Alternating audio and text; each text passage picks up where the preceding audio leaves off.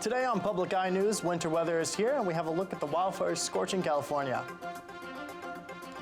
Christine Charette will have your snowy forecast, and Grant Lukens will tell us about stories from the Iron Grid and NMU hockey. Hi, I'm Caleb Rydell.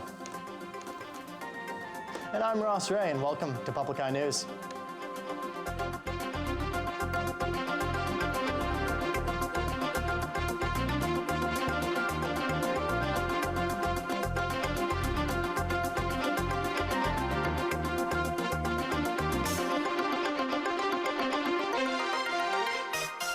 A car crash has occurred on US 41 this morning. The crash was reported around 10 a.m. on US 41 near Denton Road between Houghton and Chastille.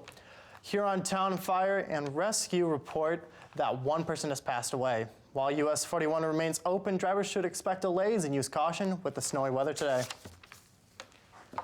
Speaking of snowy weather, winter weather storm advisories are in place across the UP today. Advisories are in place until 7 a.m. for the following counties: Gogebic, Ontonagon, Algier, Marquette, Houghton, Southern Houghton, Baraga, and the Keweenaw. Expect snow accumulations anywhere from 4 to 14 inches in those areas. Other advisories include Chippewa and Mackinac counties until 5 a.m., Delta, Luce, Northern Schoolcraft, and Southern Schoolcraft counties until 3 a.m., and the Iron County until 6 a.m. Residents of those areas should expect snow accumulations anywhere from 2 to 8 inches. In the Northern Michigan University Whitman Hall Commons, the University Native American Student Association is screening the documentary Trudell. Trudell is a documentary that looks at the life of John Trudell, an American Indian activist and poet. The documentary shows Trudell's life from his childhood all the way to his role as a leader of the American Indian movement. The film will also show Trudell's transition into being a musician and spoken word poet. Trudell will be hosted at 7 p.m. Friday, November 15th, and is free and open to the public. The first Nquamenon Winter Trail Expo will be held this Saturday and will be put on by a partnership between the Nquamenon Trails Network and Fox Marquette Subaru. The event gives participants the ability to learn more about the trails and information about the approaching season. Many organizations, including bike shops and winter sports stores, will have booths at the event to showcase information and the products they supply. The event will have games for children, and those that attend the event will have a chance in a drawing to win a $500 gift card to the shops that participate in the event. The event will be from 10 a.m. to 2 p.m. at the Fox Marquette dealership, Saturday, November 10th. The 25th annual Northern Exposure Art Exhibit opened on Thursday in Escanaba. Artists have been showcasing some of their best work at the event since the early 1990s. The gallery awarded nearly $3,000 in prizes, and artists were given residencies and solo shows in galleries and towns across the UP. The Northern Exposure Art Exhibit will be on display until December 20th at the Bonfinas Fine Arts Center in Escanaba. Governor-elect Gretchen Whitmer announced Wednesday key members of her transition team serving as honorary co-chairs for the transition. In addition to the co-chairs, Whitmer has named Mark Bernstein as director of her transition office. For more information regarding the transition, applicable positions in the administration, and other activities, visit michigantransition.org. And after the break, we'll be back with your national and international news. Stay tuned. This week on High School Bowl, we have two great games featuring four of the smaller schools in the UP. In our first game, the Rudyard Bulldogs go up against the Painesdale Jeffers Jets. Hi, I'm Jim Koski, and then in our second game, another Jet team, the North Central Jets, take on the Wakefield Marinesco Cardinals. Four small schools, two big games coming up this week on High School Bowl.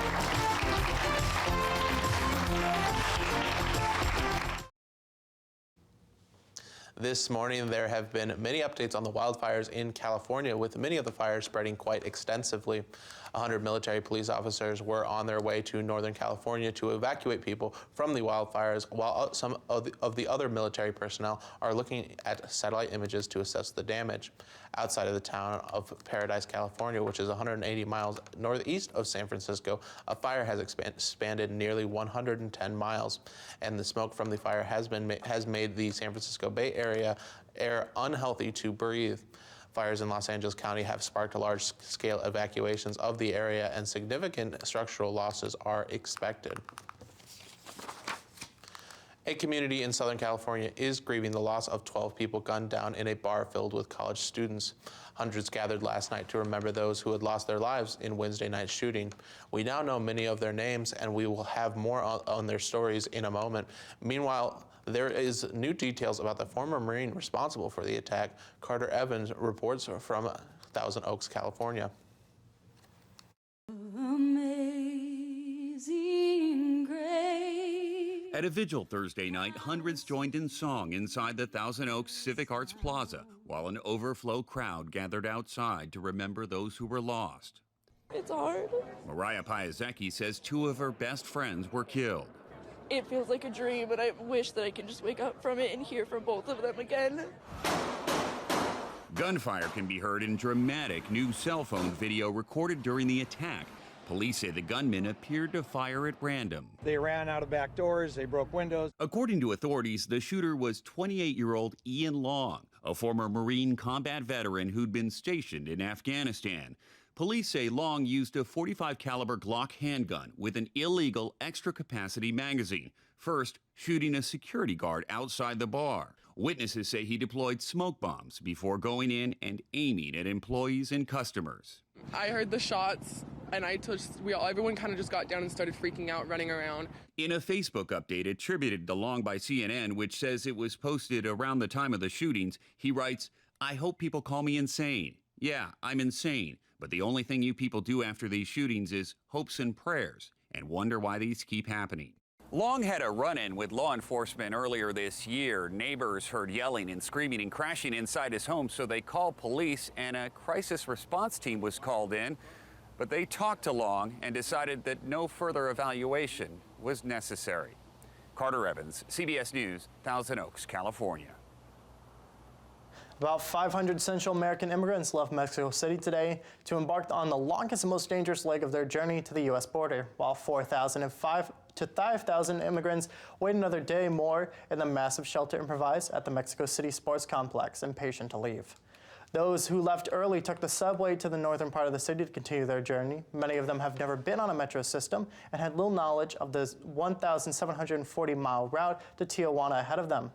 That group hopes to reach the city of Querétaro by nightfall. Thousands of immigrants have spent the past few days resting, receiving medical attention before proceeding their trek to Central America and Mexico, which began in mid-October. It has been several weeks since a Wisconsin girl went missing and her parents were murdered. We now have the latest on the missing teen, Jamie Kloss.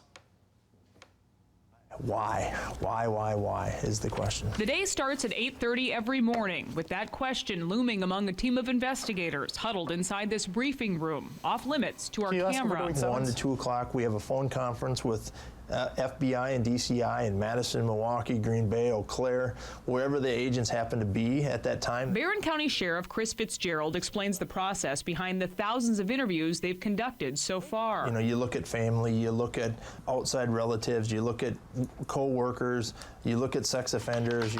WCCO found 23 sex offenders living within 3 miles of Jamie Kloss, a number considered high in a town of 3,400 people. But the sheriff says so far everyone they've talked to has fully cooperated. It seems simple, but that's really what we're doing. If 2 + 2 doesn't equal 4 on an interview, then we go back and re-interview. Before the murder and kidnapping at the Kloss home, Sheriff Fitzgerald's department was focused on another crime that has crippled this area. Meth was our #1 issue in Barron County. That led to property crimes, that led to domestic abuse, that led to child abuse. The county is ranked 3rd in the state for the highest meth use, even against much more populated areas. 80% of Barron's jail population is behind bars for a meth-related crime. But investigators don't see an obvious connection to this case. They're focused on forensics. For the last week, Wisconsin's crime lab has tested 40 pieces of potential evidence a day. But as of now, we don't have any good physical evidence either, which is another frustrating part of this case. That includes 80 pieces of separate videos or pictures from homes and businesses along Highway 8 from that night. Investigators have also kept a close eye on social media. As Facebook groups pop up, Fitzgerald says investigators check every post. As a small community waits to welcome the shy girl they've come to know home. A normal, happy kid. She was one of the good ones, if you want to call it that. After the break, we'll be right back with your weather and sports. Stay tuned.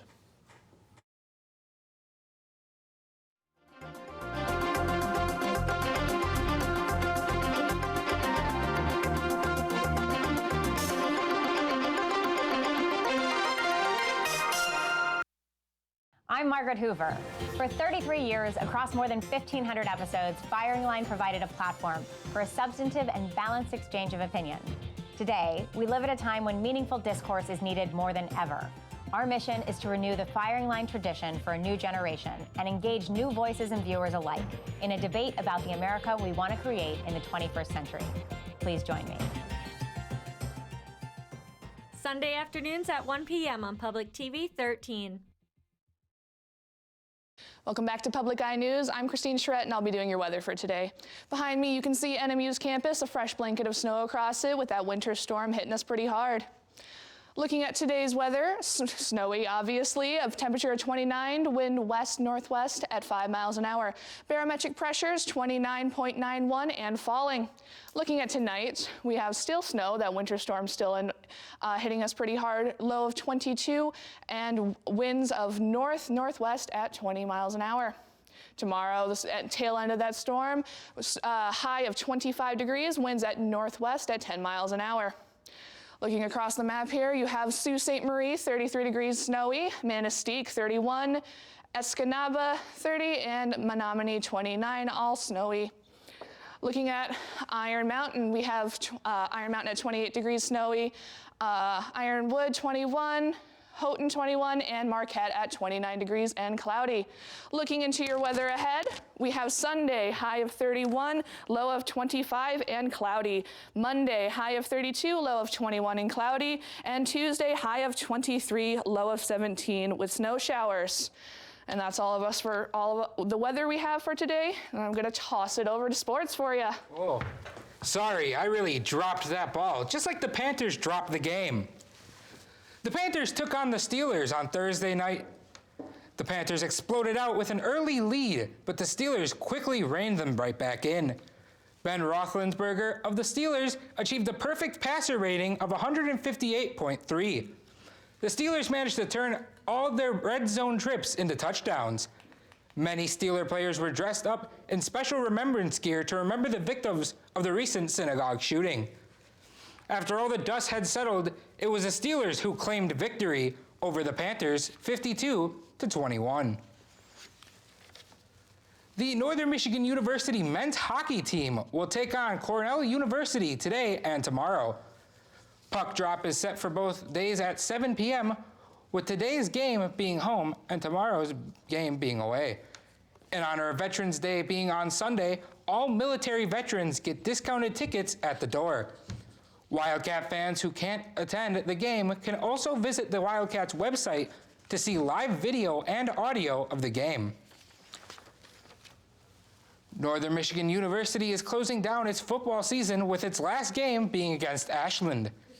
Like the hockey games, fans who cannot attend the games can visit the website to watch live video and audio.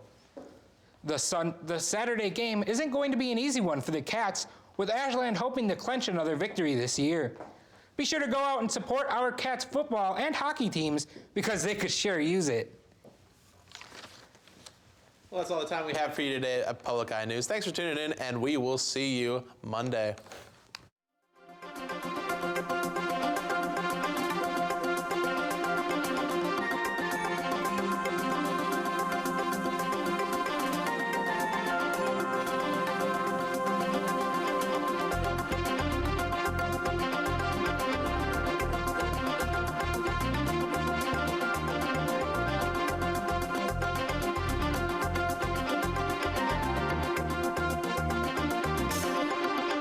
preceding program was produced in studios located in the Edgar L. Hardin Learning Resources Center by WNMU-TV, Northern Michigan University Public Television.